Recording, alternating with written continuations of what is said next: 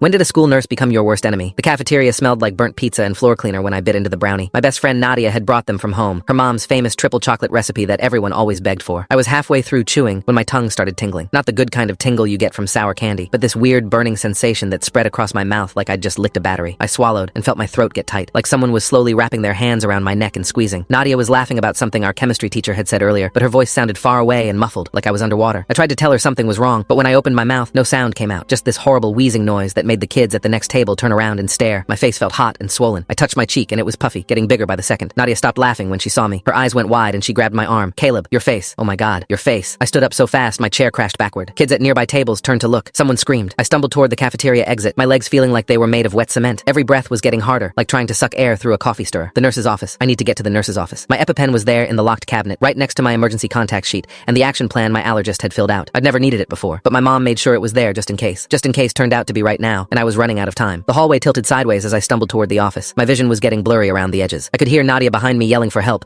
her voice high and panicked. Other students were backing away as I passed, their faces twisted with fear or disgust at whatever mine looked like. I caught a glimpse of myself in the glass door of a classroom. My lips were twice their normal size and my eyes were swelling shut. Red hives were spreading down my neck. I looked like a monster, but I felt worse. My chest was so tight, I could barely get any air. Each breath was a fight. The nurse's office door was just ahead. 20 more steps. 15. 10. I crashed through the door and immediately saw Nurse Gladwell sitting at her desk eating a sandwich. She looked up annoyed, like I'd interrupted her lunch break, which I guess I had. I tried to speak, but could only make this horrible wheezing sound. I pointed at my face, at my throat, trying to show her what was happening. She set down her sandwich slowly, way too slowly, and looked me up and down with this expression I couldn't read. What did you eat? Her voice was cold, clinical. I tried to answer, but couldn't form words anymore. My tongue felt like it was filling my entire mouth. Walnut, I finally managed to gasp out. Brownie. Walnut. Brownie. She stood up and walked over to me, but she wasn't moving with any urgency. She was taking her time, like she was examining a bug under glass rather than a student having an allergic reaction. Are you sure you're not just having an anxiety attack? You kids today get so worked up over nothing. My knees buckled, and I grabbed the edge of her desk to stay standing. My EpiPen was in that locked cabinet on the wall. I could see it from where I was standing, just 15 feet away. I pointed at it desperately. EpiPen, I wheezed. Need, now. Nurse Gladwell crossed her arms over her chest. I don't think so. The last 3 times students claimed they needed emergency medication, it turned out to be panic attacks. 2 of them were faking for attention. I'm not going to overreact to some hives and heavy breathing, but I wasn't breathing heavy. I was barely breathing at all. Black spots were starting to dance across my vision. My legs gave out, and I collapsed onto the floor. The cold tile pressed against my cheek. From down here, I could see dust bunnies under her desk and a wadded up tissue that had missed the trash can. Weird, the things you notice when you're dying. Gladwell's shoes appeared in my field of vision. She crouched down, and I thought finally, she's going to help. But instead, it only got worse from here. The rest of the story is on my channel or linked below.